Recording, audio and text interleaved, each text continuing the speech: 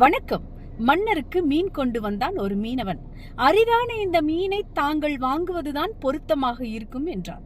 மன்னர் மகிழ்ந்து அவனுக்கு 5000 பொற்காசுகள் கொடுத்தார். மகாராணி கொதித்து விட்டார். ஒரு அற்ப மீனுக்கு இவ்வளவு பணமா? அதை திரும்ப வாங்குங்கள் என்றாள்.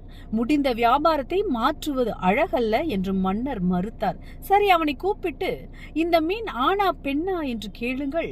ஆண் மீன் என்று அவன் சொன்னால் பெண் மீன் தான் வேண்டும் என்றும், பெண் மீன் என்று சொன்னால் ஆண் மீன் தான் வேண்டும் என்றும் கேளுங்கள். எப்படியும் அவனிடமிருந்து பொற்காசுகளை பிடுங்கியாக வேண்டும் என்றாள் மகாராணி. மீனவன் திருப்பி அழைக்கப்பட்டான். கேள்வி கணையை மகாராணி தொடுத்தாள். அவன் உஷாராக பதில் சொன்னான். இது ஆணுமில்ல பெண்ணுமில்ல, இரண்டின் குணங்களையும் கொண்ட அதிசய மீன்.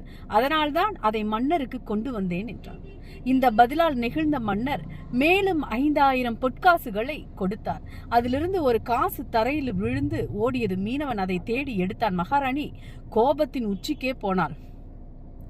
பேராசைக்காரன், கீழே விழுந்த காசை யாராவது வேலைக்காரர்கள் எடுத்து போகட்டுமே என்று விட்டானா பாருங்கள் என்றார் மன்னரிடம். அவன் நிதானமாக திரும்பி சொன்னான், நான் அதை பேராசையில் எடுக்கவில்லை மகாராணி. அந்த நாணயத்தில் மன்னரின் உருவம் இருக்கிறது. யாராவது தெரியாமல் அதை மிதித்தால் கூட என்னால் தாங்கிக் கொள்ளவே முடியாது. இதனால் இன்னும் நெகிழ்ந்த மன்னர் மேலும் 5000 பொற்காசுகளை கொடுத்தார். இப்பொழுது மகாராணி தனது வாயை மூடிக்கொண்டாள். யாரிடம் எப்போது எப்படி பேச வேண்டும் என்று தெரிந்திருப்பவர்களே வெற்றி அடைகிறார்கள்.